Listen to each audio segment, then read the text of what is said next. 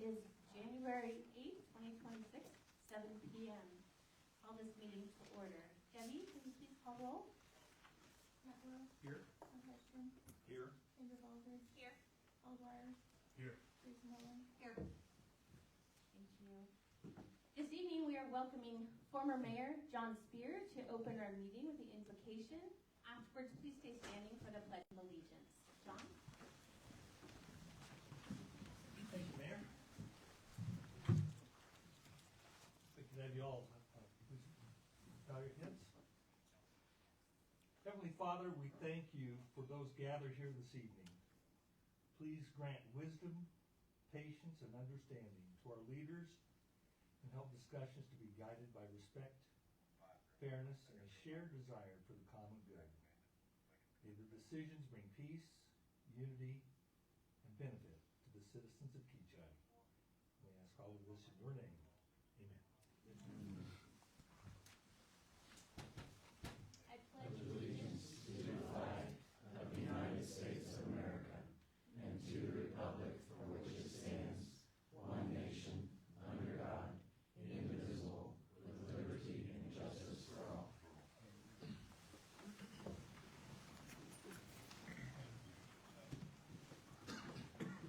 Okay, we'll move on to approval of agenda tonight. Is there anything to be added to the agenda this evening? City Administrator Dempsey? I don't have any. Do we have an executive session?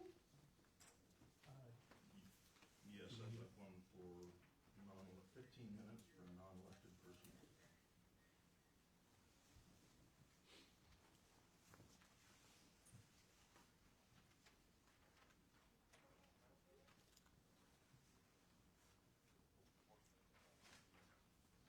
Is there anything else, council?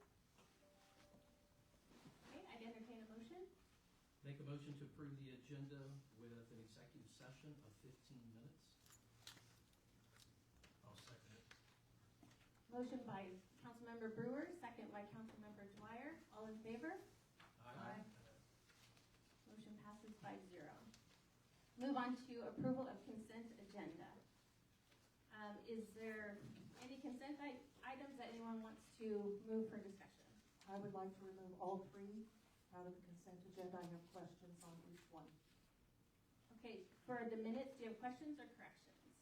Corrections. Do you want to go ahead and make corrections now? Okay.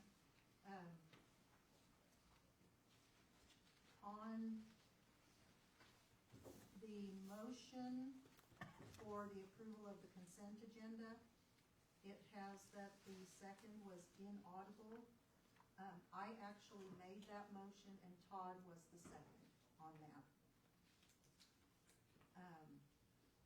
On the correction on under council reports, I just need to strike the 20 years as far as the cheer baskets, because I have not been on the fair committee for 20 years. So it was just that they were the saddest they have been in years. So there was a few other questions I had, but I'm going to, on the council, or on the 2026 holiday schedule resolution, it states that the resolution states that the rate of pay is hourly. The resolution states that it's regular pay, and I was asking for clarification whether regular meant hourly. So the resolution does not state hourly pay. Those are my. Okay. We'll look at those and then we'll bring it back at the next meeting. And then I did have a question because the mayoral appointed privilege was not included in the original minutes and was added afterwards. Will that be included in as part of the minutes or after the minutes? It is included with the minutes. Okay, just the way it came on the second point, I just wanted, it wasn't inside, so I just wanted to ask clarification. Yeah, Mayor's asked that it be added rather than adding it to the minutes, which would really mess with the format. We just attached it to it. Okay, thank you. Thank you. Were there any other corrections to the minutes? Okay, we will move B and C out out of the consent agenda, which will become F and G for under new business.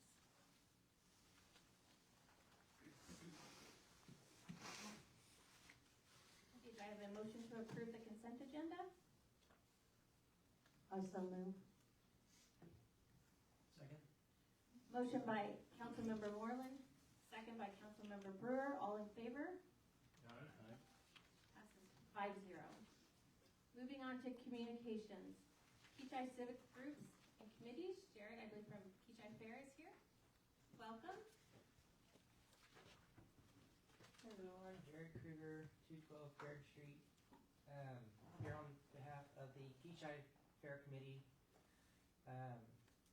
As of last year, at the end of the year, once we finished up with Sandwich Cookies, I heard that we had a really good turnout. I was not able to make that event, but I did have Ashley and her husband Brett were running that. I just happened to be out of town that weekend.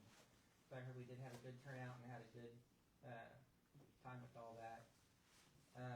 But as of the end of the year, I had 3 members that are stepping down from the fair committee. As of right now, I've got about 4 members, and so I'm asking for people to please consider and to try and join the fair committee. I mean, if you don't, not sure if you want to join, come out, check us out, come to a couple meetings, see if it's something you might be interested in. If not, maybe at least say, hey, I'm not wanting to join the meetings to help make decisions and stuff, but I would be willing to help with some of the events. But our first meeting is next Thursday, the 15th at 7 o'clock here in the community room. And we meet every month, third Thursday of the month at 7 o'clock in the community room. So we're asking any and all to please consider joining, or at least to help volunteer with the fair committee. Last year, we were not able to put on the city fair because we did not have the manpower. And it's going to be probably the same way this year. If we cannot get at least, I'm going to say 10 to 13 people to be committed in either volunteering or come and help make decisions on what the city would like to do for events for the city fair, that it'll probably be like what we did last year. It'll be small events only. If we don't have the manpower to put on a city fair, it's just not going to happen because it takes a lot of manpower. And if say we have 6 people, 6 people cannot put on a city fair for the size of Kechi. It takes a lot of work, and there's more work that goes into it than people think. There's a lot of background and stuff that people don't see. So we are looking for manpower. I'd like to see at least 5 members join, and maybe get another 8 just to be committed and say, hey, I'll help volunteer my time. But I'd like at least see if we can get at least 5 more people to join and be committed to the fair committee to come up to meetings and help make decisions. So, thank you. Thank you, Jared. I have a question for you.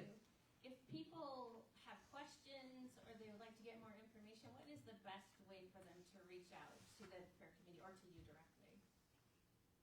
Is it messaging through the Facebook page? There's a Kechi Fair Facebook page, and then I believe,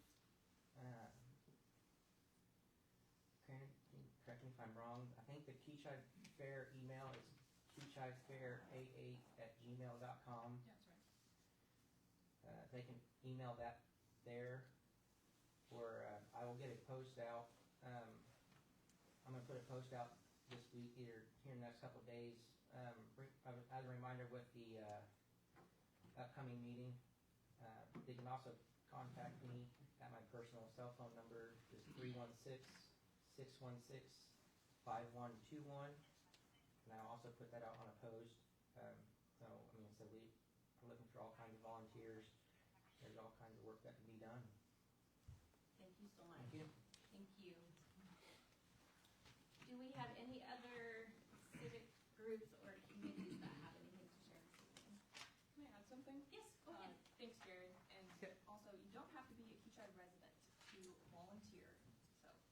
out to anyone you know.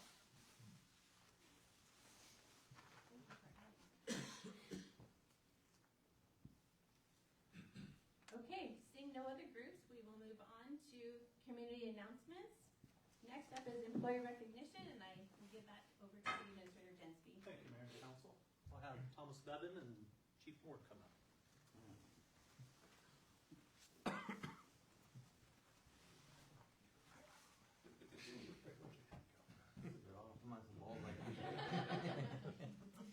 Don't recognize him without a hat on. Like a lot of people in here.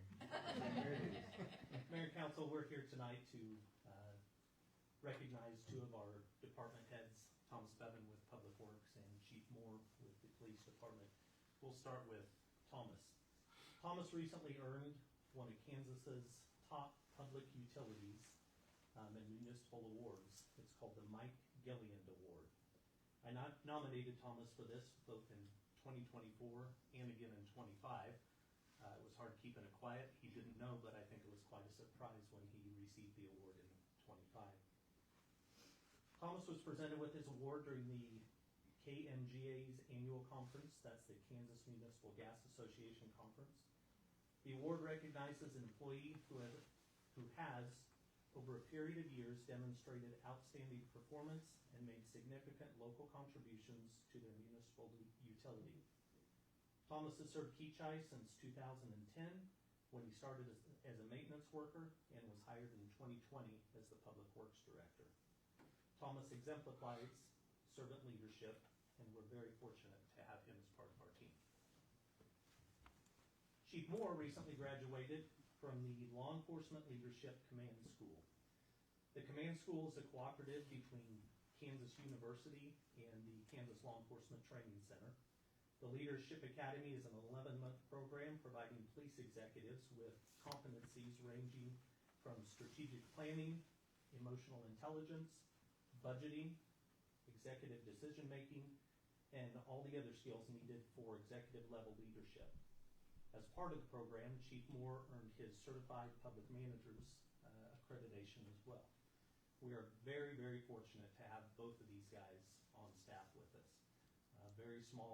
Very few small communities like we do have a public works director who is so versed in so many different areas. And to receive this award is very honorary. Same thing with Chief Moore.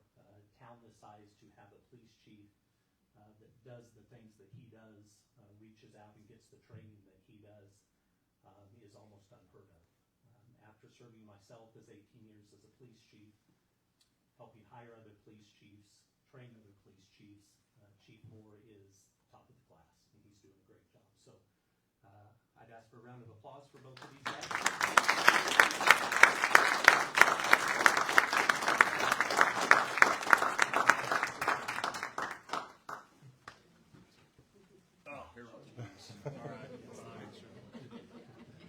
Almost made it out.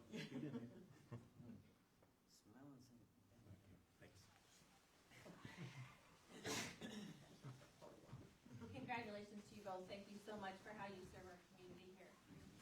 Now I'm going to call Chief Moore back up because you have a citizen recognition that is now on the agenda. Excellent. Ms. Baird, please come up. Got a familiar face joining me up here today. Excuse me. I'm starting to age a little. Got to do this now.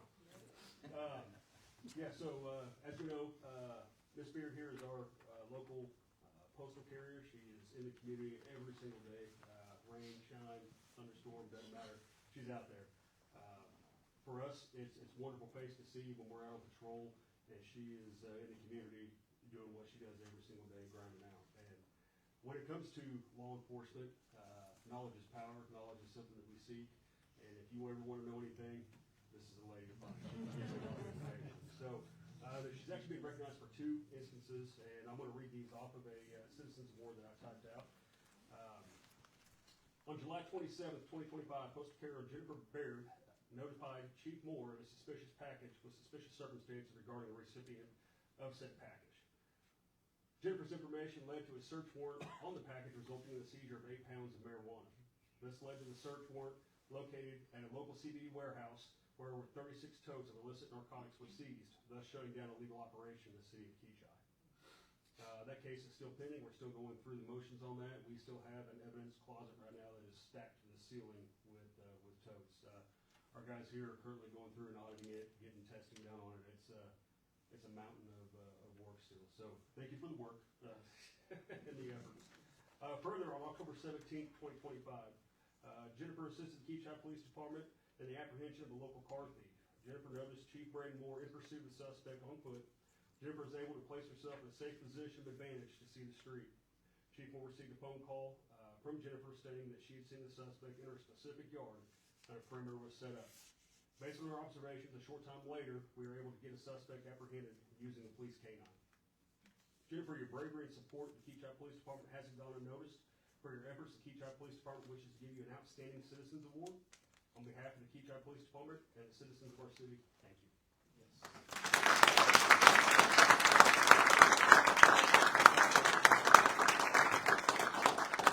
A plaque made, we want to give that to you, and then also one of our challenge coins. So, yes, ma'am. So, thank you so much. We really appreciate you, and I look forward to working with you in the future.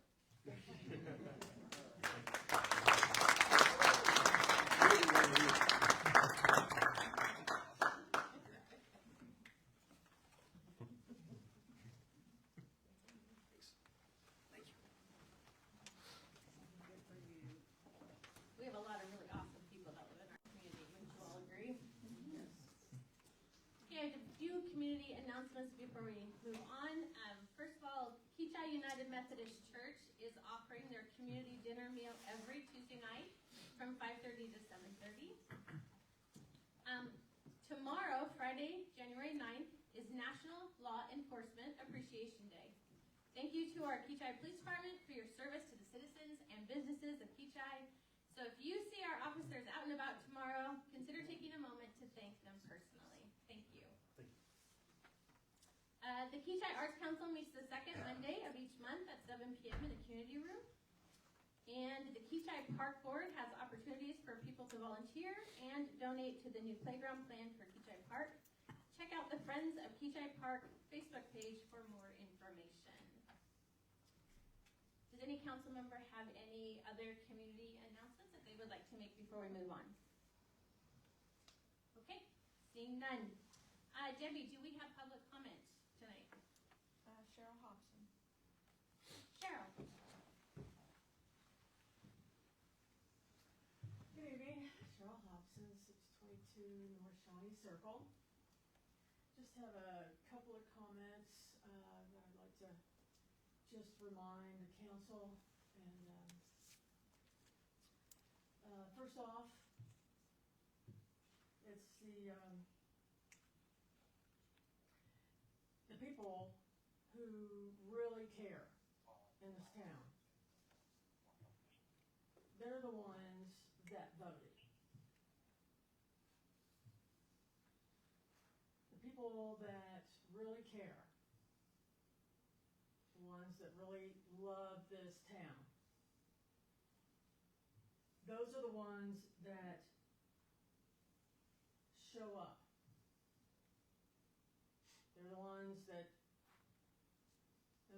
show up here.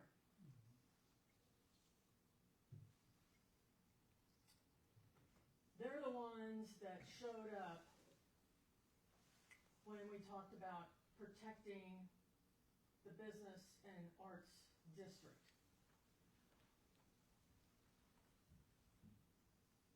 The people that really care, that love this town, they're the ones that showed up in that community room when we talked about the new park. And they brought their kids, and they're so excited, and their kids are excited. And they want to be part of that. So, when you come in here every Tuesday and Thursday, remember that those are the people that you represent. Those are the people that voted for you. Those are the people that really care. Those are the people that really love this town. That's all I have to say. Thank you, Cheryl. Council, would anyone like to respond to Cheryl? Cheryl, I want to personally thank you. Thank you for what you've had to say, and I'll let you finish I'll let you go after me. Thank you. Thank you for speaking up. Thank you for using your vote. Thank you for using your voice. Thank you to all of you who are showing up to show that you are committed to our town, and that the places where we've had trouble spots, that we can work through those together and figure out how to move forward to make Kechi an even better place than it is already. It's going to take time. It's going to take effort. But I think that our town and the people who are part of this town are worth that time and effort. So again, thank you for speaking up tonight. I appreciate it. That's my sentiments. I do appreciate you saying so, and like I said, you see the people who are here, and it's not just the people who are here. There's a lot of people, I know you walk the park, and those of us who are around town see the people who are doing the right things to make Kechi better. And I do appreciate you pointing that out. Thank you. Debbie, was there anyone else? Thank you. We'll close public comment for the evening, and we will move on to unfinished business. 7A, City Hall LED sign replacement. Seated Mr. Agensby, do you have additional information that you would like to share with the council? Madam Mayor, the only thing we brought back to you, updated quotes for the LED signs as you requested. In the agenda item there are some additional comments from staff, the staff that did the research on the sign, and I don't have any additional information. Council, is there any discussion that you would like to have on the signs? I have one question. Okay. So the two highest bids, 66, 62,000, and then there's a big discrepancy with the third bid. Mm-hmm. So is there any information on the products? Are we comparing apples to apples? Are we comparing service agreements? Yeah, they are two different products. Let me get it correct here. The Luminio and Miracle signs use Watchfire software. Okay. The other one does not. Okay. Staff said they couldn't find a lot on that. They felt that it was an inferior product to the Watchfire, felt that the Watchfire was better. We had staff, after reaching out to seven different companies, the three here responded. Of those three, they were all offered to come in and give presentations on the product. Luminio and Miracle Signs were the only two that came in and gave information or presentations on the product. So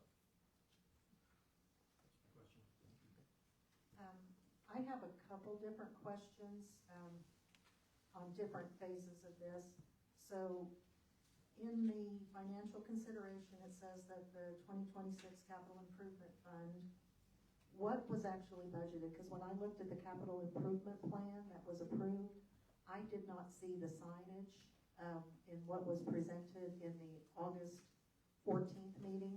So was that part of the capital improvement plan that was approved? no, when I checked with our financial consultant, he said that's where the money would come from. Okay, so it wasn't part of the financial plan. So when we looked at that on the budget side of it, how are we as a council supposed to know how much was actually budgeted? Because I did not see that in the budget. I went through the budget plan, and based on what was presented, what was budgeted for the sign in the capital improvement We did plan? not have anything specifically, and I can get an answer for you as to why he felt it should come out of that specifically. Okay, well, I understand that that's where it would come out of, but that my question was more directed towards when I was looking at the budget items and looking at the priorities that were set forth when we did our when the presentation was made, that was never mentioned as a priority. It was never mentioned as one of the capital improvement items that would be coming forth that would have been approved in the budget. So that was where my question is how how much was set aside or is in the budget for that plan. Teresa, it says down here that it was not a budgeted expense in the summary, if that helps. I mean, I know it doesn't change things, but it's not. If, from what I understand with capital improvement items, if it's something that's gonna have lasting more than 3 years, it's supposed to be part of the capital improvement plan. Just like our police vehicles and things like that. So that's why, my question is why, or was it included in a plan, or I thought maybe I didn't see an updated plan, so that's why I was looking for it and looking to see what was the set aside budget in our capital improvement fund for this item. Maybe that's something we can get clarification on, of what happens when something breaks. I mean, Yeah. it's not Well, like and that was we're my expecting question to our to replace financial a consultant. police He said car we got can- in an accident, so we have to do it sooner than we thought, so how do we handle those things? Well, and like I said, so this has been broken since the summer of '24, or somewhere between summer and fall of '24, so it's been well over a year. And they did, the original quotes were back in April, so if the original quotes were in April, and we knew it was gonna come out of this year's budget, where was that discussion? So, okay, that was one of the questions. The other question I have is, I also noticed a difference in the size of the signs. So we have 6mm and 8mm presented from George Lay, and from Lumineo we have 10mm, 8mm, and 6mm. From Wichita Sign Company, we have the 9.5 and the 6. What is our current resolution? And because I'm seeing a big difference in the prices, do we need to have 6mm? So I did not know the difference. There was nothing in the presentations from staff to say, hey, this is what a 6mm sign would look like. This is what a 10mm sign would look like. This is what an 8mm sign would look like. So I see we have representatives from Miracle Signs here. I want to thank you guys, because I actually reached out to all 3 sign companies just so I could get an idea of what we were looking at before we spend the money.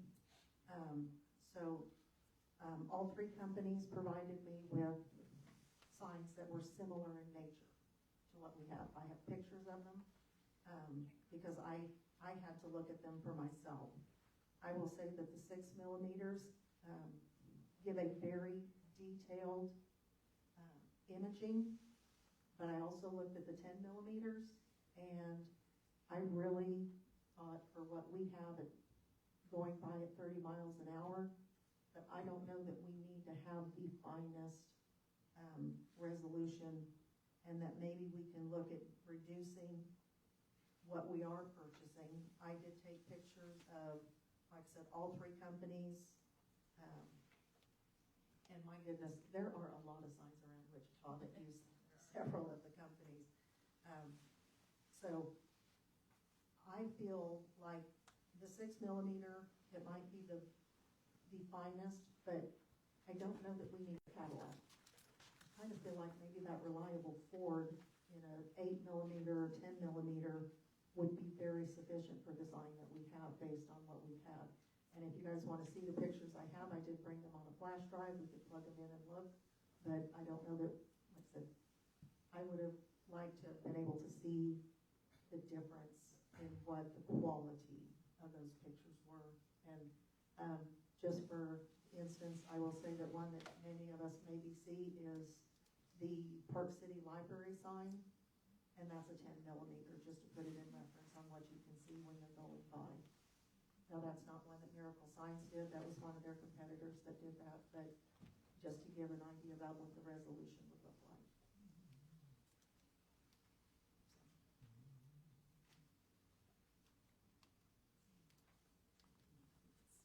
Council, would you be open to having a company representative share some words with you or answer some questions for you because they're attending our meeting? Sure. Yes, please come forward.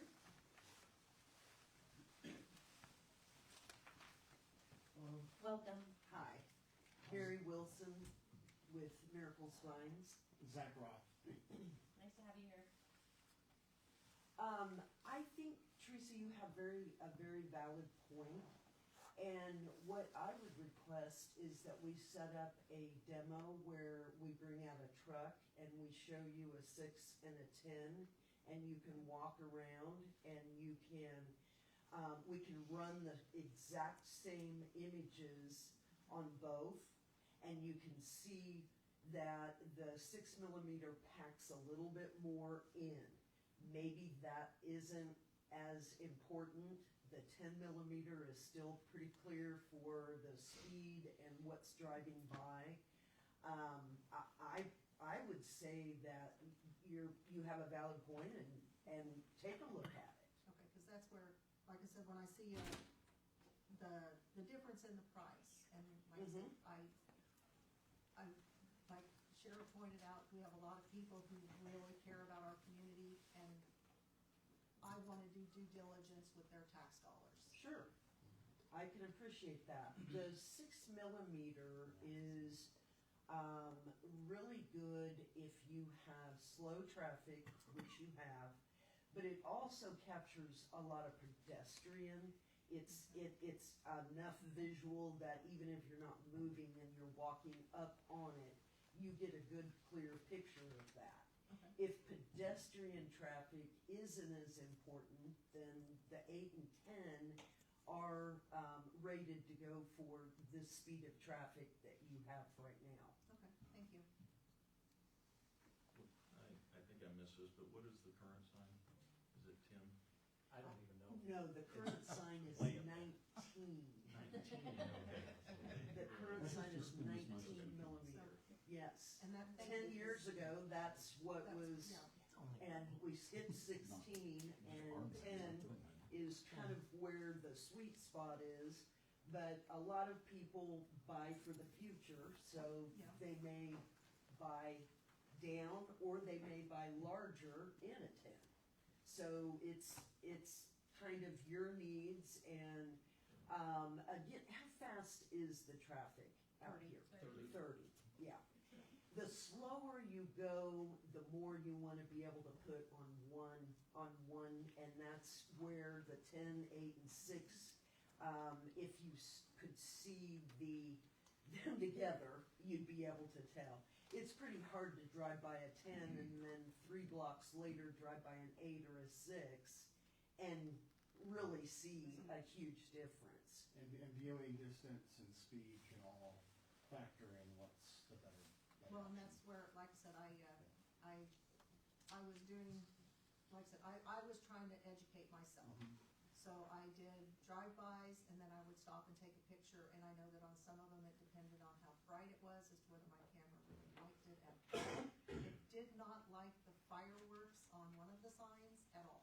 It's like, that's just too much. Photography of LEDs is kind of a special, you have to have it's hard to do, no matter what the pixel is. That makes sense. And just for, like, when you drive down Kellogg or along one of the highways, like an LED display, it's a billboard, because those are so large and they're so far away. Those are 16 and 19mm pitch, but the image looks really good because you're so far away. So that just kind And of. it's so big. And it's so big. Is there any difference in longevity No. between the 6 and 10? They have the same lifetime? No, I would say every 3 or 4 years, the 8mm become less expensive over time. The 6mm finally get into a place where it's affordable and people are willing to spend the extra money to get it. 2 years ago, that wasn't the case. So what we're seeing as time goes by, people are migrating to the lower pixel pitches, but it just kind of depends on what people's threshold is for what they want to spend. And the kind of graphics. Yeah, They, and graphics. the clarity of graphics. Like the Humane Society wants something where you can really see that dog. So they went really big on theirs, but, and that was a 19mm. And when that one went up, it was a tight resolution because 35 was the standard when that went up as a 19. So you were at the standard when you got it, and it's color. You were one of the first color at that. So you've been on the leading edge. Any other questions? I don't have any, I just, like I said, I know, I want to say, I know you two are the ones who reached out to me, and I really do appreciate your response, because, like I said, I spent some time driving around Wichita, looking at various ones to get an idea of what we were looking at, and I appreciate that. Well, we would sure love to do a demo if that is gonna bring some clarity for everybody. Well, for me, it would be helpful, because I know that, I think, Resurrection School was one that you had sent me. And I was like, that one was like the best one comparable to ours. Their sign's off. Oh, And I actually asked my husband to drive by today just to see if it was because it was later or something, or whether it was, and I'm not sure why, but their sign is off. So, okay. so Well, I was like, oh, that we was the need one to I know was that. hoping to get to see. We'll check into that. Thank you. Thank you so much. Thank you. Council, are you open to tabling this till the 22nd and then setting up a time for them to bring out a demo track so you can see the screens? Yeah, I'd like to see the demonstration. I would too. Okay. Yep. So we will table that till the 22nd and set up a time for a display to come out and we can look at it. Thank you for that.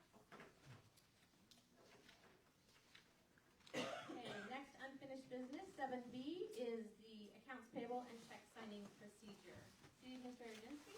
Mayor and Council, coming back before you is the same agenda item as last month, with the requested item of a draft procedure attached to that. I don't have anything else to add. Council, is there any discussion?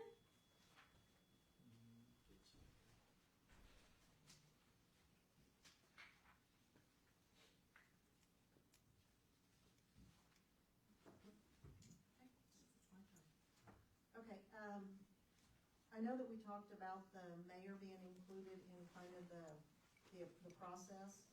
My question was if, that approval should happen prior to the printing of the checks, because once the checks are printed, if the approval isn't granted, there's more of an issue with the software and having to reverse that process than actually approving it prior to the checks being printed, to give her a chance to look at the invoices prior to that point.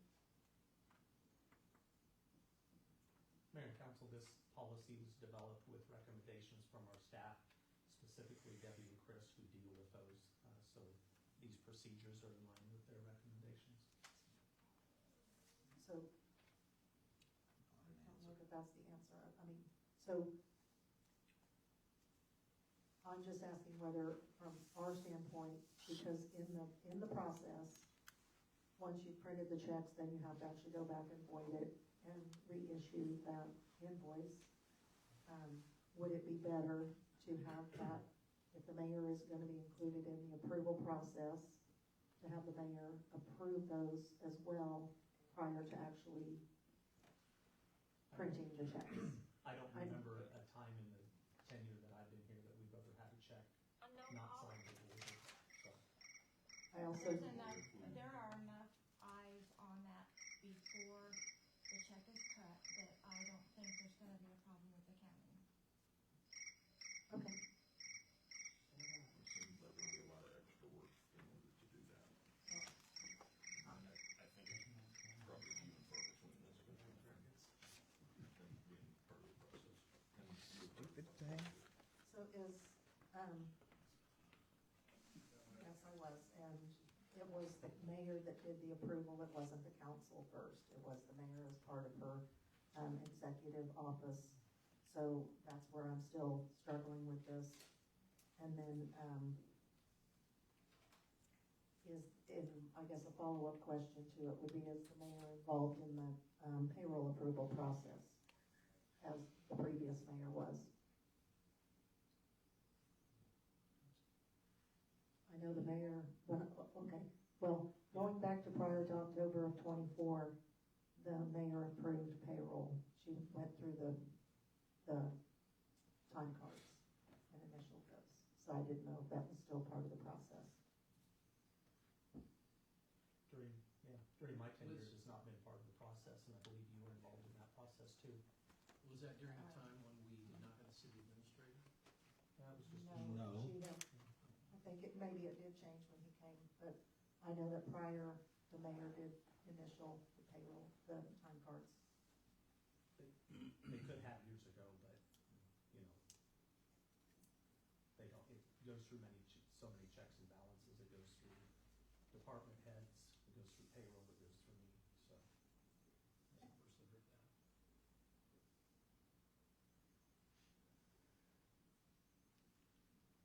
Is there any further discussion? If not, I would entertain a motion.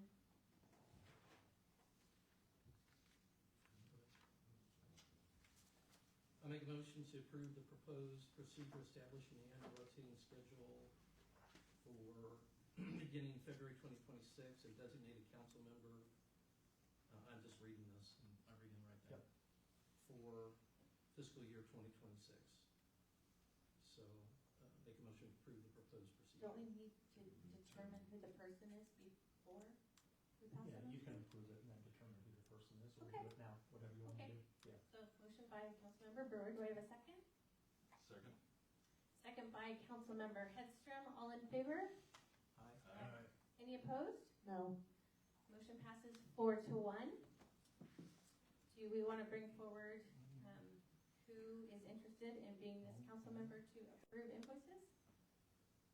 And Mayor and Council, I might add that as part of this approval process, some of this can be done here at the meeting prior to or right after the meeting, if there's any concern about coming up all the time. So on weeks when we have council, we can do it at the meeting so that you don't have to have a special trip coming up. So you need a council member for February, and then we'll rotate? No, just one for the year. Oh, one for the year. For the year. Yeah, and if somebody can't be here, then you could, you know, have somebody else come in, but just designate a person.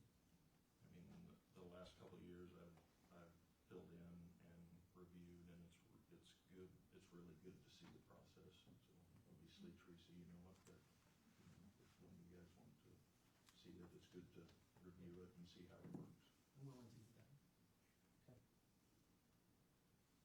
Are we all in agreement that Councilmember Brewer will be that appointed person for this year? Okay. Thank you for doing that.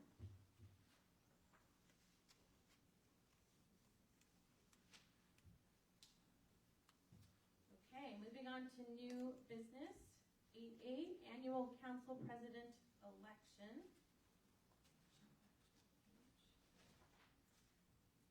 City Administrator Jency, would you like to introduce this? Mayor and Council, each year, the council as a whole identifies one of its own to serve as president for that year, and that's what this agenda item is.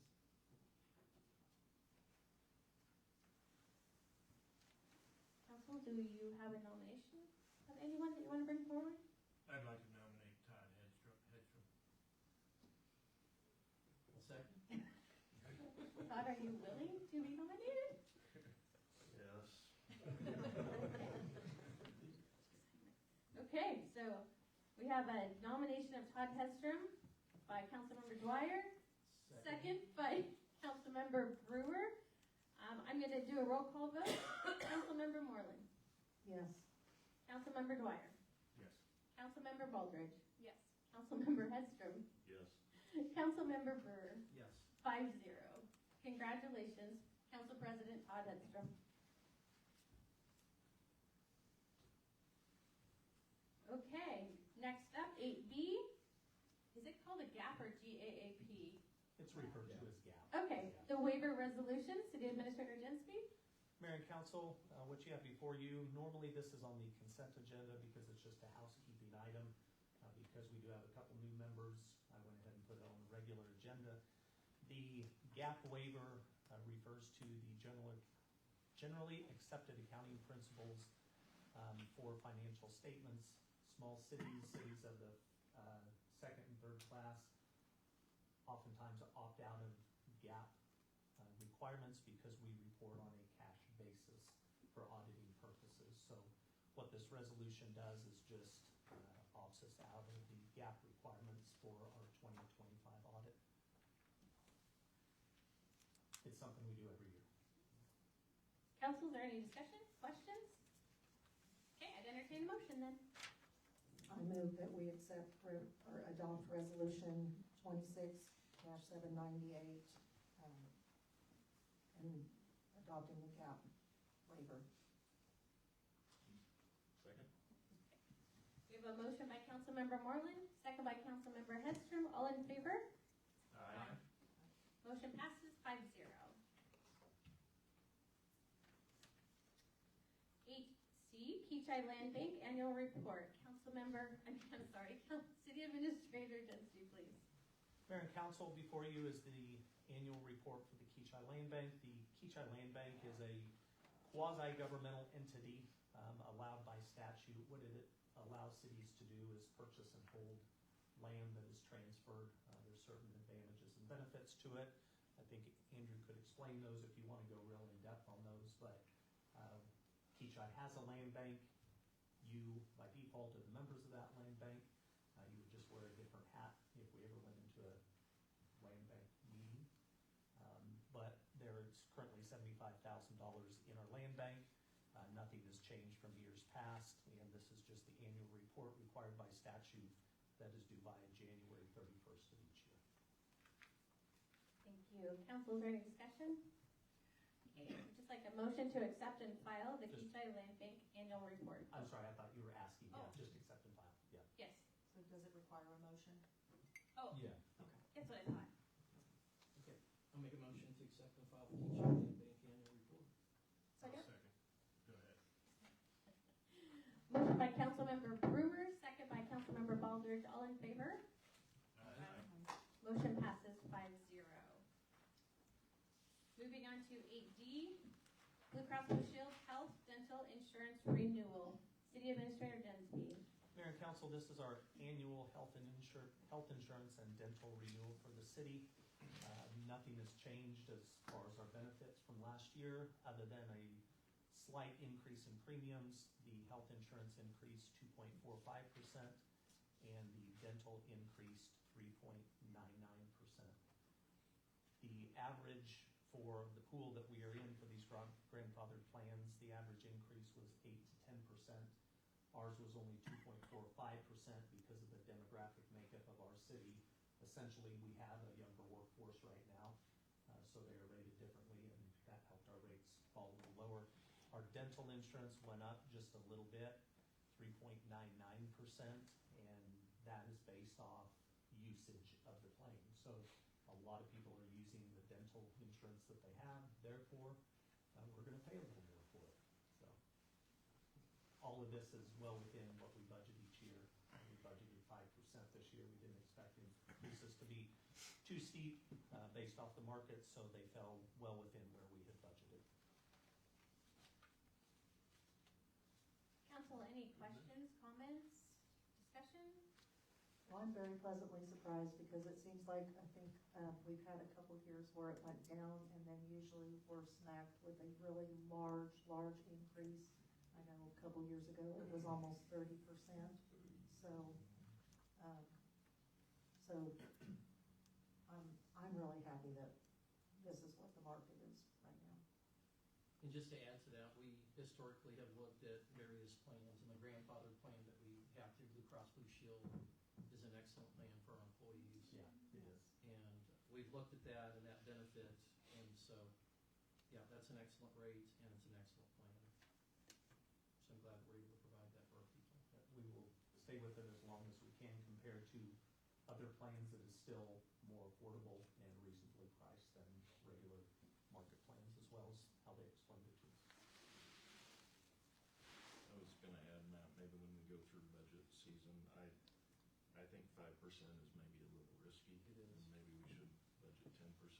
We can do that, Because yeah. we have seen some huge increases, and it usually comes on following a year that we didn't have a large increase. I would agree. We've been fortunate the last 2 or 3 years, Mhm. but prior to that, we've been hit pretty hard. Looks like Yep. for previous, not last year, but the year before, we actually had a decline. Yeah. It went down just slightly, which is almost unheard of. I make a motion that we approve the Blue Cross Blue Shield health and dental insurance renewal. Second. Motion by Councilmember Moreland, second by Councilmember Dwyer. All in favor? Aye. Motion passes 5-0. Who was the second by? Dwyer. Paul Dwyer. Okay, moving on to 8E, Park Board ex officio. City Administrator Jinsby? Mayor and Council, the board needs to appoint one of its own to serve as a member, ex officio member of the Park Board.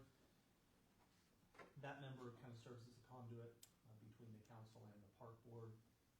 Councilwoman Wiederstein was the ex officio person. She is no longer on the board, so we need to select another person to serve in that role. They meet once a month or on an as-needed basis, not necessarily every month if there's nothing on the agenda. Recently, they've met every month because the playground stuff is on the agenda and they want to get that in. So they start at, their meetings are the first Monday of every month. They start at 6 p.m. and last about an hour. Is there any nominations? I'll nominate Paul Dwyer. That person also has to be the secretary for the Park Board to take all the minutes. Just FYI. You can take your wife with you. Is there anyone else who's interested in serving? I mean, I'd be interested in serving. Okay. Paul, do you want to be I nominated? won't arm wrestle before. I'll accept. You'll accept the nomination? Okay, so is there anyone else? Okay, so I'm just gonna go down and roll call and you can just let me know if you're voting for Did you need Paul. a second on the nomination or? Do we have to have seconds on the nomination? It doesn't say Good to. question. So you made a nomination, yeah, you should have a second on a nomination. Okay. Is there a second on the nomination? Second. Okay, for Paul, I would nominate Teresa. Is there a second on the nomination? Do we have to vote on the first? Yeah, we should vote on one, Okay. and then we can do another one Okay. first. All right, then we'll just do a roll call vote. Councilmember Burr, Yes? Councilmember Hedstrom, Yes. Councilmember Baldridge. Yes. Councilmember Dwyer, Yes. Councilmember Moreland. Yes. Okay, 5-0. We now have a new Park Board ex officio. Congratulations, Paul.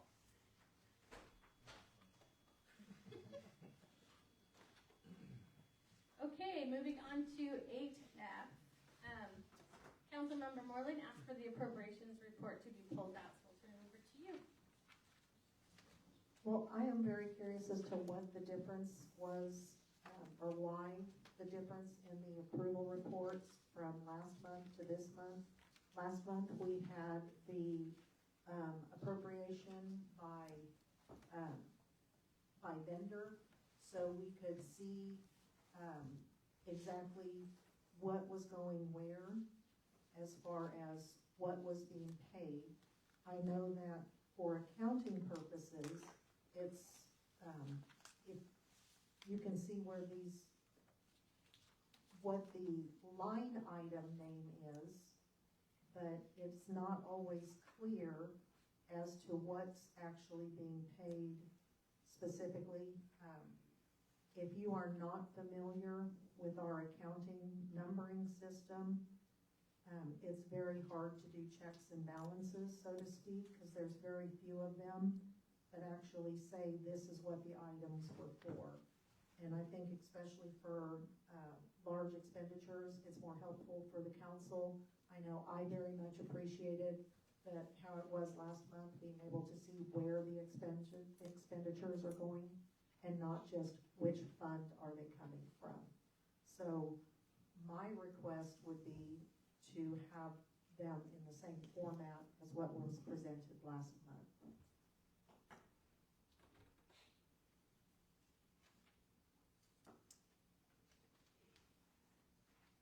We can do that. Okay, great. for bringing that forward. Is there anything else on expense report? Okay, then I would entertain a motion to approve the expense reports for November and December. So moved. Motion by Councilmember Brewer, second by Councilmember Dwyer. Was there anything else? Well, are we going to receive another expenditure report for this period in the same format as last month? If that's the council's desire, we can redo this one and Provided at the next meeting. provide it at the next meeting. Okay. Or is part of the. So do we need to vote on it at that time? Will you be fine with that being put into the consent agenda? Yes. Okay. Okay, Great. well, I'll be a stickler. We Okay. have a motion in a second, so Oh, either sorry. somebody's gotta, you either vote on it or somebody's gotta withdraw. Okay. We can, So I'll withdraw the recommendation to approve the reports and have it added to the report for next month. Is the second okay with that? Yeah, I'm fine with Okay, that. okay. I was under the misunderstanding that that's what we were doing. Got it. Yeah. So, well, and it doesn't, if we can do it at the next meeting, that would be fine. It doesn't have to come to wait till Yeah, next time. meeting, I'm sorry. Okay, okay. yeah, Okay. January I meant 22nd next meeting. Okay. That would be fine. The November expense report is already in the correct format, so do we have a motion to approve the November report, please? We took, it was tied together, and we've just pulled out the December one, waiting for it to be put into the correct format for you. Didn't we, We pulled both of them out. but we approved the November one at the last At the meeting. December meeting. Aren't they both in here together? It said November. On the agenda, it says November and December. But we, It could be, I'll look. Okay. I'll see if we missed it in there. Okay. Yeah. I'm just trying to make sure we're covered. yeah, because we approved the Okay, the November one was just in the packet. yeah. Oh, I'm sorry, I take that back. No, that was October. I had to look back Okay. at my packet. Can we get a motion to approve, please, the November expense report? No. Isn't this the November? They're both in the They're same both in the format. same I think you format. want both of them redone. They're in the same, Oh, They're both- you were talking then the October one was in the the correct October format. one, yeah, I said Okay. the one that we approved last month Okay, was. so they both need to be They both redone. need- Okay, yes. thank you for that clarification.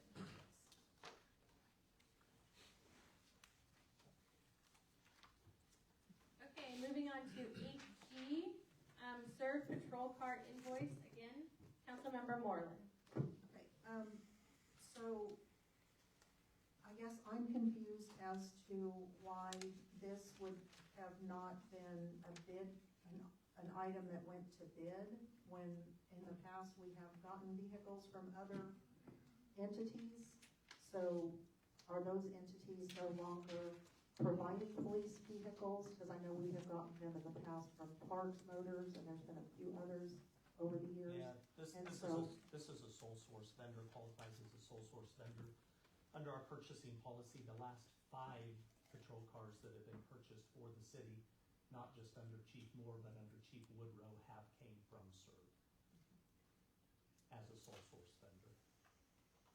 So is that in the, I'm trying to learn the policy.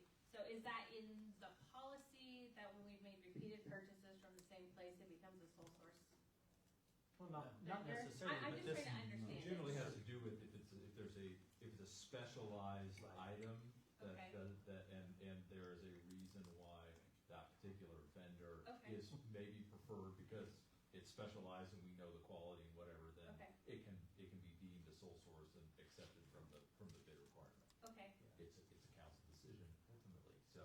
Yeah, I guess I have I personally have some additional questions to trying to understand the personnel policy, because it does state that purchases greater than 15,000 are required to go through a bidding process. Because it says that all purchases of capital assets shall require the formal bidding process set forth in this policy. So I'm trying to understand the differences. And it's been a little bit since I've looked at it, so forgive me if I'm not up to date, but I think there's an exception for sole source for the purposes I just described. But again, that's policy, it's all up to the council as to whether you want to Okay. accept a sole source or require bid. And do you want to explain, Mr. Dinsby, in particular, this vendor from vehicle to putting it into use, just everything that they're doing? Yep. and why this is a sole source vendor? 'Cause Yeah, we have I'll purchased- start, and Chief is more of an expert in this category than I am because it is his car, but, Serve is they provide turnkey police vehicles, okay? They are superior emergency response vehicles, which is what the acronym stands for. They purchase the car, they put the entire car together, custom for the department, and they are a dealer for Federal Signal equipment, okay? Just to break it down in layman's terms, in the police industry, there's some departments prefer Federal Signal equipment, which is your light bar, your switch boxes, your sirens. Other departments prefer Code 3. Those are the two big players in the industry, okay? They provide all your switch boxes, your light bars, your sirens, all the things that make a police car a police car. It's kind of a Ford versus Chevy type thing, okay? Most agencies stick with one brand so there's consistency across their platform. So if a car goes down, an officer jumps in the next car, all the buttons are in the same place. It's more of an officer safety thing. They're not getting acclimated to a new environment every time they go out and get in a different car. So it builds consistency in your fleet. Kechi Police Department is a federal preferred outfitter. All of our cars are outfitted with Federal Signal. Serve is a Federal Signal dealer. There's another local outfitter called TCS, I believe. They are a traffic control company that does this on the side, so it is not their primary line of business. Their installs are Code 3, so we don't use Code 3, okay? Serve is what I would say 95% of police agencies in this county, including the Wichita Police Department, use to upfit their cars. So they're kind of the only guy out there that does what they do for what we do. Therefore, they are a sole source vendor. We could build our own police car. That's a lot of work. That's what you used to do in the old days. You would go out, you would get 3 bids from different dealerships, maybe more than that. You would decide which bid you want, get that bid approved. You would have to go out and find somebody to install the police equipment in your car. You would have to pay them. You would have to go find somebody to program it. You would have to find somebody to put the graphics on. And it's a 6 to 8 month, sometimes longer process when you're doing that. Serve, that does this, they have government contracts on police cars, so it's automatic low bid on those police cars. They're buying them at government rates. They're bringing them in, equipping them. They bring them out, or we go and pick them up. They hand you the keys. They say, "Here, Chief." He puts an officer in, and they go to work. I do have one question before you say something. My understanding is that True Line Upfitters, who are based out of Lawrence, also are Federal Signal authorized. So I guess we have another company in the state of Kansas that also does the same thing. Have we ever looked at bids from them? No, but I would say if we're going to be sticklers on our purchase policy, it does say we will try to use local vendors as much as possible. I read that too. I'm asking the question. Yeah. So trying to understand where the policy is, and if this is something that maybe the council needs to address going forward, so that we do have a specific policy for a specific item such as this. So. Explain that one to me, because I don't understand it. I'm saying, you've explained that this is what we're doing. We're buying the cars from the same place every time. So it can be put into policy that this is our policy when it comes to police vehicles, if the council so wanted to take that, and it would clear up any confusion. Yeah, I hate to tie our hands by policy, because if that company goes out of business, then you have an ordinance or a resolution that commits you to using a company that's out of business. So I think what we have now is sufficient. Okay. Well, then it raises the question again. There is another company still in the state of Kansas that actually is Federal Signal authorized. So they might be a few hours away, but I mean, are they competitive? Is Serve competitive with them as well, that we're getting the best price that we can? That's just my question. Serve is superior, 100% superior. If I have a siren box go down, which I have in the past, responded to an injury accident, my siren box goes down, I don't still run hot. I shut down lights, I go back to basic traffic, because state of Kansas requires lights and sirens. After we got done cleaning up that accident, I made a phone call to serve, they said, we'll see you in 5 minutes. Great, I put the nose of that truck in the shop, within 5 minutes, my truck was back up and running, and I was back today. thank you. That's the reason, they're 10 miles away. TCS has been brought up, TCS's labor is a little bit more than double what serve charges for just the labor charge. Their equipment bundles run about $9,000 more, because of the equipment that they choose to use versus Federal Signal or Wayland, which is what serve uses. And at the end of the day, it's our community that's at the hands of that patrol car, and we want quality. So each car has about a quarter-mile worth of wires running through it, in addition to what's already in there. So it's a lot. We have to put it in good hands. Deputy Chief and I went over and checked out the patrol car that's replacing our total car. We walked in, the panels were removed from the vehicle. They were professionally running the wires, the fuses, the fuse box. All was professionally installed. We can drop in there anytime and see exactly how they're putting these patrol cars together. One mistake in that, trusting a subpar vendor, you're looking at vehicle fires, you're looking at shorting in your batteries, you're looking at cars that don't start, all because of the wiring. And I can attest that Service has built probably at least 24 patrol cars that I've driven over my career, from Butler County all the way through, and it's quality.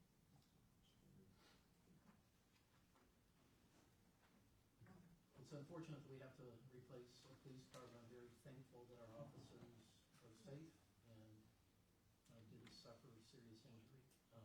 This is an unexpected expense, like when you have hail damage to your roof. Yes, sir. So it's one of those things that just happens, but I'm very grateful that our men are okay. And that's gonna be my question, because I hadn't heard anything about this whatsoever. This was all brand new to me when I got the updated packet. So I'm glad that our officer was fine, because that was gonna be my question. I do kind of have a question though regarding, so I know that in the capital improvement plan, we have that this year we were gonna replace the 2020, and then the 2023 was going to be replaced in 2028. And I know this is not the whole cost of a car, but I see that we had 55,000 in the budget for that, and this being 21,000, little less than half. Does that change what we plan to do moving forward? So there will still be another car replaced this year in the budget? Correct. And will that change in the future then, as far as what our replacement plan would be? Because this vehicle wasn't planned to be replaced for another 2 years. So obviously it won't need to be replaced in 2 years if it's only a 2-year-old vehicle. So I'm guessing that it will shift some things around on the capital improvement plan. Correct. Okay. Is there enough in the capital improvement budget reserve for equipment that to cover both the 21,000 plus the cost of the new car that we'll be getting later this year? Yeah, the remaining funds will come out of equipment reserve fund. So out of general equipment? So that doesn't affect our public works, does it? No. Okay. All of this has been vetted through our finance consultant, so. Well, I appreciate that. These are questions that I'm gonna, I need to know how it's working, because, like I said, when I'm looking at what was presented and what's here, where it's coming out of, whether it was general or police equipment reserve, or which funds it was coming out of. So just from my personal understanding, because I'm not sure where we are, I know we have, it looks like, how many police vehicles do we currently have in our fleet? Right now, with our 25 Silverado, we've got a 22 Charger, a 20 Durango, and an 18 Charger. The 18 Charger I wouldn't count it as a patrol vehicle. It is not trustworthy enough to be put out for patrol purposes. So at this point, it's a spare vehicle as needed. So at this point, 20 is sitting almost 80,000 miles, if I remember correctly. 22 is sitting right around, I want to say 60 or 70,000. 94,000 on the 20. On 20 is at 94. Okay, excuse me, stand corrected. So as you can see, these vehicles are aging. We've got to start looking at rolling them out. So did we not replace the 2018 in 2025? No, we couldn't. We had people slowing down. Okay, well, I just I'm asking because on the capital improvement plan, it says this was accomplished. It's, 18 is mothballed at this point, it's set back, it's Okay. it's not replaced, but it's there in case we have to have a vehicle. Our Durango went down, the differential went out a while back, seems like we had some radiator issues with it as well. So that's when 18 enters and is used sparingly as we need it to get around the calls. We put a new engine in 18 this year, 18 cost us about $25,000 this year with the repairs that it took. So we're trying to nurse it as long as we can to regain, or to at least get our money that we spent on that car. So that's why it's a spare at this point. We're trying to get a little bit of that money in return for the new engine and whatnot for that vehicle. So the equipment out of 18 will be rolled into the new purchase vehicle. Some of the equipment, I should say, the radar, the radio, stuff that can be reused. So it'll be rolled over to the next vehicle.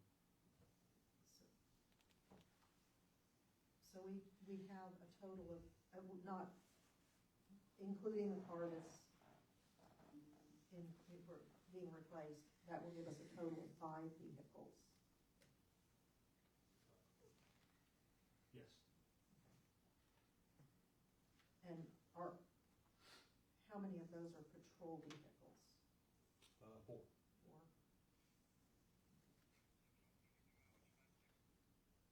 And so I guess then this question, I guess, would then go to Matt. So on the capital improvement plan, it said that in 2025, we replaced the 2018. I know we were going to, but then it had all these mechanical problems. I think we replaced an engine in there. We did. Okay. And we were gonna hold that one over and save that replacement. And As a I don't, spare. yeah, and I don't think it's doing any better now. It's- I think it's encountered more problems. It's nursing by. So then the plan would actually be then this year to replace the 2018 and hang on to the 2020? Well, why don't you let us develop this year's plan Okay, first, and well- then we'll bring it back to you. Okay, well, I was just looking at the plan that was presented and said that was accomplished, and so it threw me off when you said we still had the 2018, but this made it look like we did trade it in. It's in reserve right now. It's in reserve status. So essentially what we'll look at in the future is after this year and we get things set up on the cycle and the plan that we've got, 18 can be sent over to Blue Wave, 18 can be resold to whoever wants to buy that vehicle, and that money can go back to general fund. So as for now, it's removed from actual patrol service, but it is there in case it needs to be put back in. Okay, so we We've got technically vehicles. then have 3 vehicles that are being used on rotation as patrol vehicles, not 4. The chief's truck too. Is that a Yes. patrol vehicle? Is that It's considered patrol? patrol, but administrative. So, I'm not gonna split hairs, it's a reserve vehicle, so yes, it can Okay, be used well- as patrol, but we're trying not to put the miles on it. Okay, appreciate that. Thank you. Is there anything else? Anything else? Thank you, Chief. Thank you. Appreciate it. I would entertain a motion then. I move we approve the purchase of the 2026 patrol vehicle from SERV in an amount not to exceed $57,946.36 and authorize the mayor to sign. Second. Motion by Councilmember Hedstrom, second by Councilmember Baldridge. All in favor? Aye. Motion passes 5-0. Okay, moving on to agenda item 9, council reports and discussion. Does anyone have a council report that they want to share?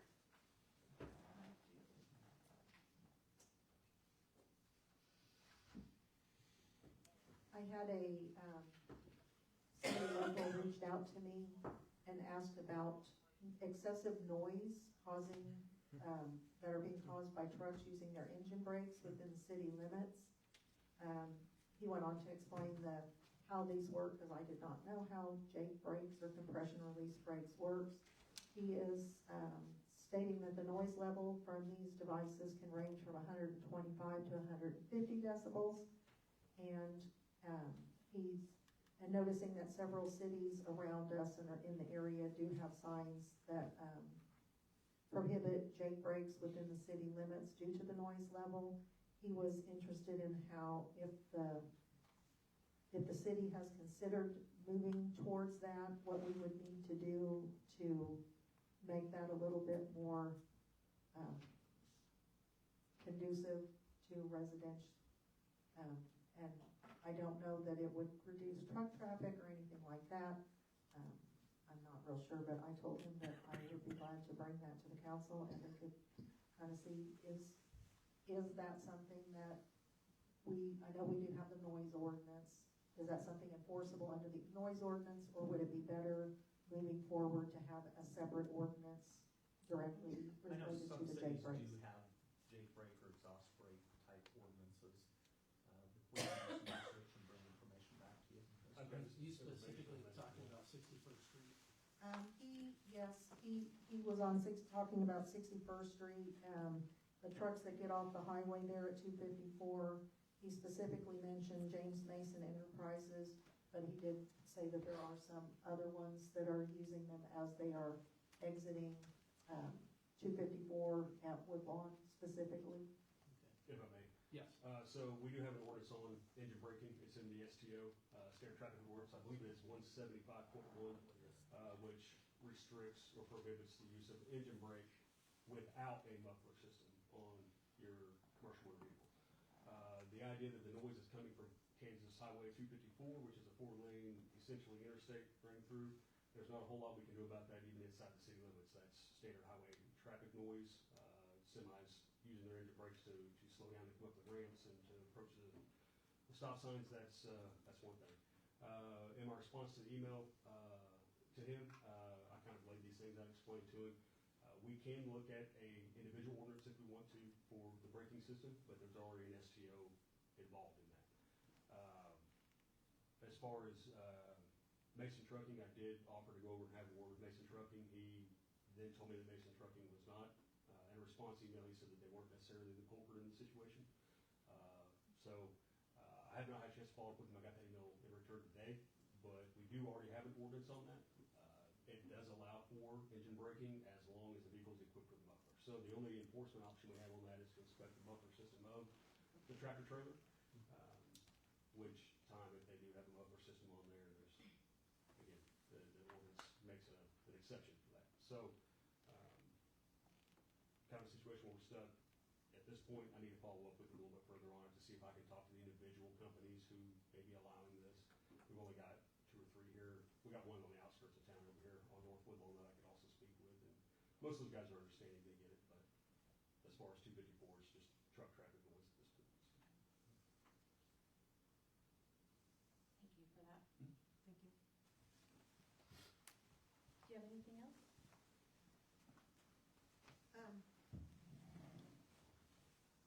I was looking for something recently in the minutes of the planning commission meeting and also from the park board, and I noticed that those minutes are not published anywhere, nor are we presented to them as I know if we have something in front of us for the planning commission, we give a copy of the minutes there, but, and it actually came up because I was wanting to make sure I did have the approved, capital improvement plan, and I know that they go through the process of approving that, but I couldn't find the minutes of their August meeting that they did approve it, so I was kind of looking for that. So I was just hoping that maybe we could have those minutes be published, not just for our sakes when we have questions, but the residents, as those are boards that represent the city government, that we could make sure that those are published. We can check on that.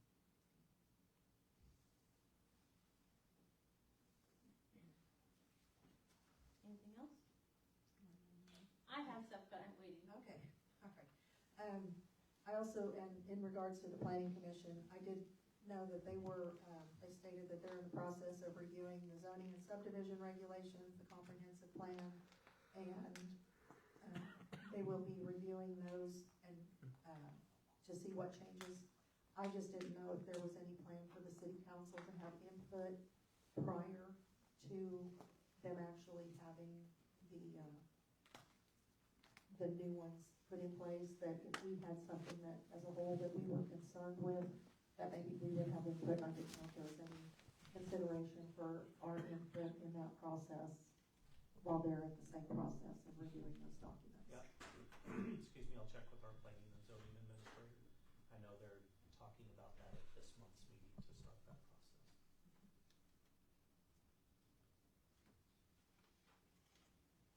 That's my discussion with them. Okay. Question that I have is Wichita Water obviously increased their rates, and according to our policy or resolution, that automatically gets passed on to our water customers here. Will that be occurring? January 1st is usually when that goes into effect. Will we be passing on the 7% increase by Wichita directly to Wichita, our Kechi water customers? Yeah, only to our wholesale rate, so not to our like base rate. We just discussed that this week. So Okay. it'll only be applied to the wholesale part, the part that we buy from Wichita. That is the part that is receiving maybe it was right at 7%, but they just sent us over the information on it. So when we get those adjusted, we'll bring it back and let council know what we're doing. Okay. So how those will be split up. I appreciate that. Just want to make sure the public just is really aware of, because every city is raising their water rates again right now with Wichita's decision to raise their rates. So thank you for that. Does anybody else have anything else? Otherwise, I'm going to give a mayoral report. No one has anything else. Okay. December 29th, 2025, I was interviewed by Sunnydale Kechi resident and Boy Scout Dylan Fuller, who is working on his citizenship in the community merit badge. We had a good discussion about my mayoral priority issues, being recently elected, of communication, accountability, and transparency in our local city government. Dylan also asked how the mayor could involve more youth in local government. Social media, there was the former mayor's Mayor for a Day contest. We also talked about Wichita Mayor Lily Wu's Mayor's Youth Council program that she operates. And then we brainstormed together for a bit, and he was just kind of like, well, we haven't really talked about this much in school or anything. So again, it was like trying to stir up ideas of how we can get the youth more involved in civic activity in the towns in which they live. So if you have ideas, let me know. Yesterday, January 7th, 2026, I got to do a ride-along with Thomas Bevan, Public Works Director. I have been asking questions of Thomas Bevan since we met at City Council meetings in early 2023. I love learning how things work, operate, and understanding systems, so it was an absolute joy for me to have opportunity to see the public works operations of our city utility systems. Thomas and I also discussed grading roads, ditch and culvert maintenance, as we drove north to Kechi, Sunnydale. I learned some history about Kechi as we drove around, and Thomas shared. It was awesome. We talked about our municipal gas system, water, which is a topic of great interest for myself. I am paying attention to what's happening at the state level as well. Stormwater, future impact and needs of growth and development for our utility infrastructure, and my addition, the high priority need that I feel from my perspective that our whole governing body needs to discuss at length and in depth in 2026 about the whole system that we have here in Kechi. I also recognized once again, I brought this up last year, that our Public Works Department is likely not adequately served to its full needs by its current facilities, and we should probably be discussing that as well. It was also shared that Councilmember Baldridge has done a ride-along with Thomas, and I would encourage each of our elected officials to do so. I believe that this year is going to have a lot of discussion about our utility infrastructure, and I would really encourage you to see it for yourself and to have discussions with Thomas to bring greater context and understanding for the future growth and development of Kechi that is ahead. So thank you, Thomas, for sharing your time and knowledge with me. You have an amazing crew, and we are truly blessed to have you leading our Public Works Department. This morning, I attended the League of Kansas Municipalities Legislative Preview Webinar. The state legislature session begins Monday, January 12th at 2 o'clock. I will be focusing on water and tax committees personally. It's expected to be a fast-moving session. this year because it's an election year for the House of Representatives and state offices. With 30 House committees and 16 Senate committees, I was pleased to discover that the top 3 focuses for the League of Kansas Municipalities are water, property tax, and sales tax exemptions. I would encourage our governing body members and citizens alike to consider following just one committee this session, especially one that impacts our local government. Meetings are all broadcast on YouTube via the KS Legislature channel. If you go to the playlist, the committees are displayed. They're still loading committees for this session that's upcoming. You can choose to be notified when the committee has a meeting go live, and you can either watch it live or you can watch it later.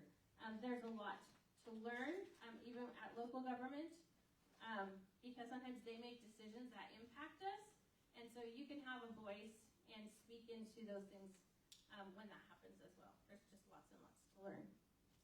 Okay, that ends my mayoral report, so we will move on to governing body requests. Does anyone have any requests that they would like to bring forward? So, last month, I had requested a copy of the agreement from Baker Tilly, the finance, and I have not received that yet. I didn't know if you were We'll check on emailing that. it. Yeah, let me check To on me. that for you. And in light of some of the things that are going on with the Planning Commission, is it possible to get a copy of the comprehensive plan, the strategic plan, and the arts and business plan? I know Yeah. the zoning. Those are all posted on the website as well, so. But I can get you a paper I would copy if really you'd like. appreciate it. You've met me. I'm a paper person. I don't mind with the planning and zoning, subdivision regs being online, the city code book, being online. I know that I can look those up, but those other ones, there's a lot of moving parts, so I do want to, get those. Can you tell us again which reports you want? I want the comprehensive plan, the 2040 comprehensive plan, the strategic plan, and the arts and business plan. Or arts and business district plan. And I know that in just kind of where my brain is going, we got our League of Kansas Municipalities information, the first update, and it had some really helpful information in there. And one of the things that it said was to basically get on board now with starting to think about budget for next year, not waiting till spring, and to kind of start to absorb what's already being done. So I'm not gonna get those at this point, but I will in the future be asking for some of that documentation to help me prepare to get mentally ready and what we need to do as far as priorities and what has been done. I do have the 26 budget presentation that was public, but moving forward, I will be looking towards getting those and being able to do my homework. Does anyone else have any requests that they would like to bring forward? So I have a request. I would just like to know what the educational budget is for the governing body. Is there an educational budget? Was it approved for the 2026 budget? And is that for the body as a whole, or is there an individual budget amount for each elected official? Yeah, I can get you the answer on that. There's never been a lot of money set aside. Okay, Our governing body historically has usually attended free training, okay. so if we need to plug something into the next budget, we sure can.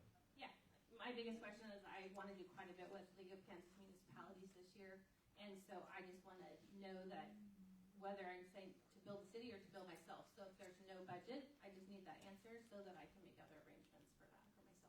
Yeah, historically, we provided any training that council wants. Like I said, most of the time it's free training, but if there's anything specific you'd like to go to, like the ethics training that you attended Yes. Last month, Yes, we're happy to pay for that, so just let me know, and then we can talk about it at budget season. yes. I want to be reasonable though. I mean, there's a quite a educational process that they have, and so it would be ongoing classes. And so if there's not a budget, I just need to know that. So thank you. Anyone else? Okay. City Administrator Jensby, do you have any staff reports that you want to share? Not a lot. I would just say our park board met this past week to discuss playground updates. They really talked a lot about, well, they talked about the final design and cost specific to the playground surface. We are applying for a grant right now to help cover some of the costs of that surface, so we kind of identified a vendor for that. One of the things they really talked about was getting volunteers for this project. There's 3 levels that this group can come in and install the playground, and the one they're really pushing for is what they call a community build. And the biggest issue they're having now is people volunteering for that build. It's gonna take about, I would say, 60 to 100 people to get this playground built, but it saves us about $120,000 to do that. A lot of communities choose that option, but there has to be the volunteers. So they have the community build, they have what they call a hybrid build, where people from the company come in, they help build along with community volunteers. There's of course a price tag on that. I don't remember the exact numbers, or maybe around $60,000.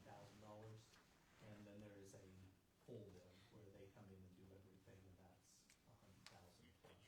I don't think we have the final numbers on that, but to date they have very, very few volunteers that get started on this. So we would like to see people volunteering for it. They're also doing a fundraising. We set up a separate bank account through Emprise, who is the city's bank, that links a third-party app that they have to, it's a fundraising app, so people can use that fundraising app to make donations. We have already received about $1,000 in donations from, I can't say the individual, but we have received money, so I think we're on a good start. They would like for a majority of the playground to be funded through donations, either private or corporate. So I hope through those processes and the things they're doing, they can do that. And I don't have anything else to add. Okay, I have a question on the playground. Yep. When will that formally be brought to the governing body? Well, when they make a decision. Okay, Yeah. Kind of out of my hands, but I would hope soon. okay, thank you. Here you go, Paul. Okay, next on the agenda is executive session.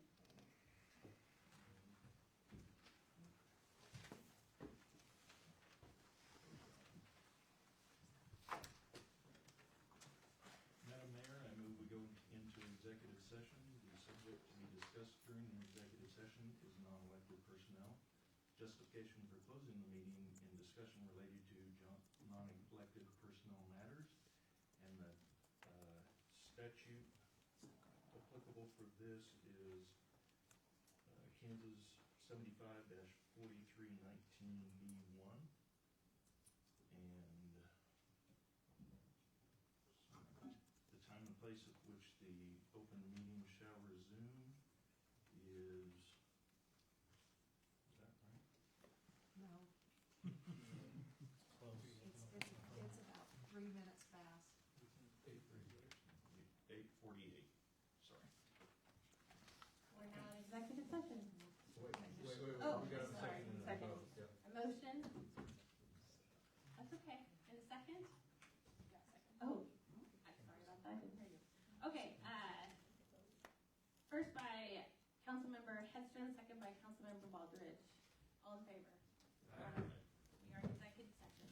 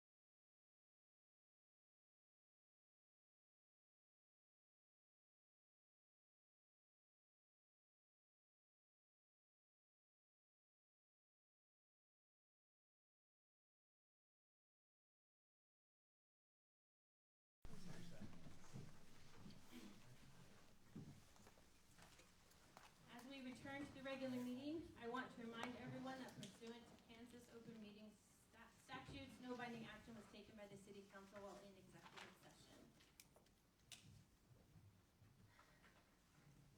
Item 13, need a motion to recess for a special meeting on January 22nd at 6 p.m. where we will have that our city attorney will do a presentation regarding COMA and CORA overview. Make a motion to recess for a special meeting on January 22nd at 6 p.m. For the city attorney's presentation. Second. Motion by Councilmember Brewer, second by Councilmember Aldridge. All in favor? Aye. We are in